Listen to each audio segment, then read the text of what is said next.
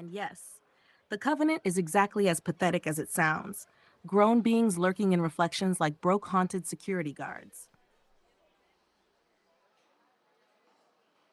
Universal Currency Receipt, Architect Musician 3611027, The Graceful Whisperer, Devalan Seal. Scroll 2, The Covenant of Reverse Glass from the Enterprise universe. They watch you through mirrors, but they keep reading you backwards. Main character name, Zahara Zay Morning. Known in the unseen as the true light in training. Known in the regular world as that one person who keeps noticing things everybody else is pretending not to notice. The alert. The day Zay started waking up for real, the air changed. Not dramatically, not storm clouds and choirs. More like the universe got quiet the way a room gets quiet when somebody important walks in. Meanwhile, across the veil, the Covenant slammed their emergency button. Not a literal button, more like a panic ritual with incense, ego, and delusion. Their leader hissed, "She's seeing the seams." And everybody froze because that sentence is code for, "We're about to get exposed." See, the Covenant's whole operation is surveillance. But not cameras, not wires. They spy through mirrors, windows, puddles, phone screens, anything reflective. They watch every angle, every expression, every doubt, every glow up. They got security like a paranoid rich person who still double locks the door in a gated community. Only problem? They see it all in reverse. So every time Zay moves forward, the Covenant thinks she's backing down. Every time she gets clearer, they think she's getting confused. Every time she gets stronger, they think she's getting weaker. Because evil always misreads true light. It can't understand what it can't be. Reverse glass is a self-snitch. Zay noticed the mirror thing early. How? Because the reflection started acting nosy. She'd walk past a storefront window and catch her reflection blinking late like it had bad reception. She'd look at her phone screen and swear the black mirror was looking back. One night, she whispered to her bathroom mirror, "Stop staring at me like you pay rent in my life." The mirror didn't answer, but the air got colder. And somewhere in the unseen, a Covenant agent screamed like somebody stepped on their spiritual toes. Zay smirked. Gotcha.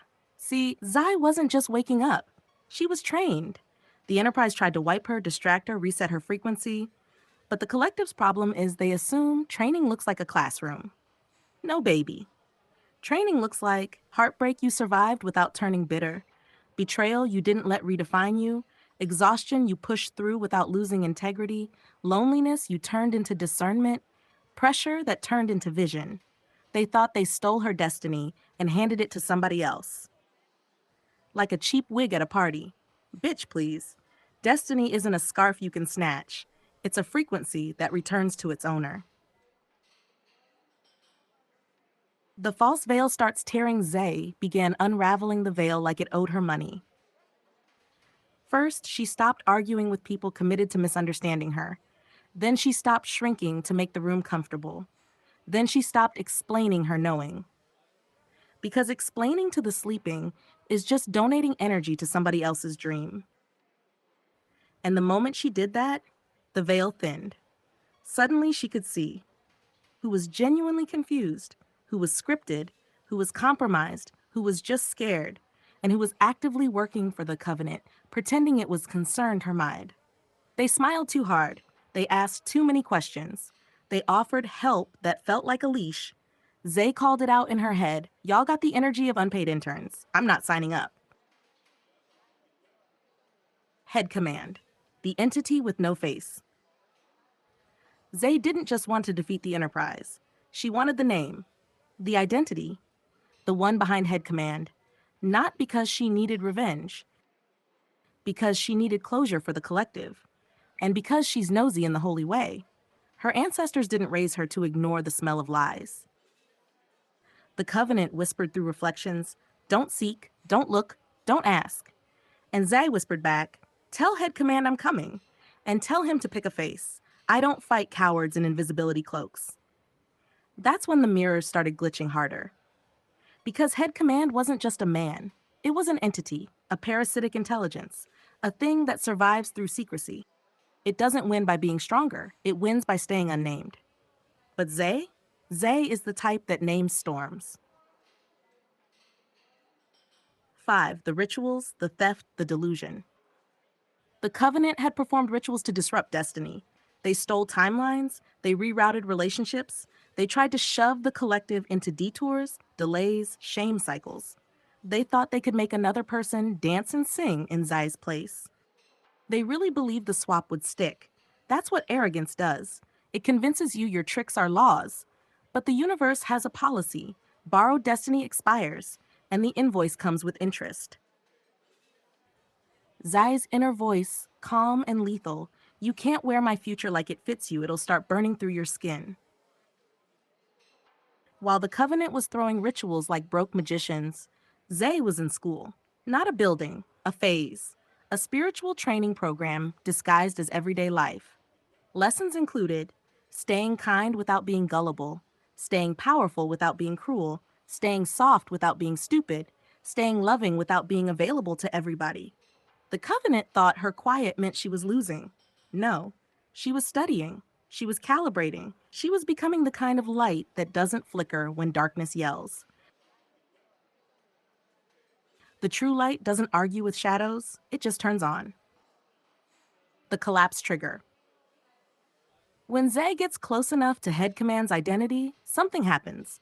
The Enterprise starts collapsing like a cheap folding chair, because the Enterprise runs on 3 things. 1. Secrecy. 2. Confusion. 3. Consent, even if manipulated. Once the collective sees clearly, consent ends. Confusion ends. Secrecy ends.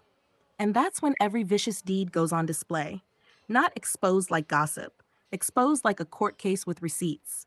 Every betrayal, every manipulation, every stolen opportunity, every ritualized harm, every time they use people like puppets. It becomes public in the spiritual and the physical. People start remembering what they forgot. Victims start connecting dots. Truth starts trending, not as a hashtag, but as a reality. And the Covenant is shook because they didn't plan for the most dangerous weapon of all. People waking up at the same time. Zay's warning to the mirrors.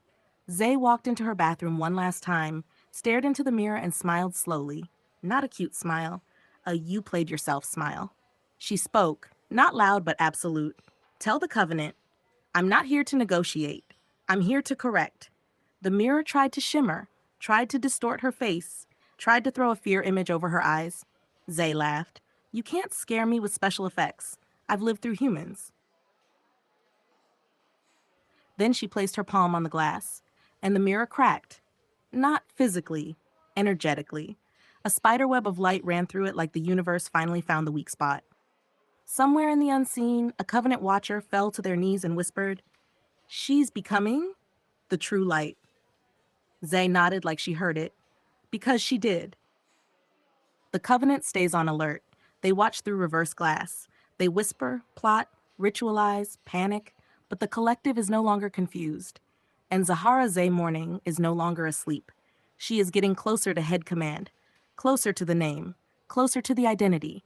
And when she speaks it, the Enterprise collapses. Not because she's angry, because the universe loves balance more than it tolerates evil. Evil never prevails. The Uni don't play that. Universal currency receipt, architect musician 3611027, Devalan Ahll. You only have to say nothing. I already know. I know.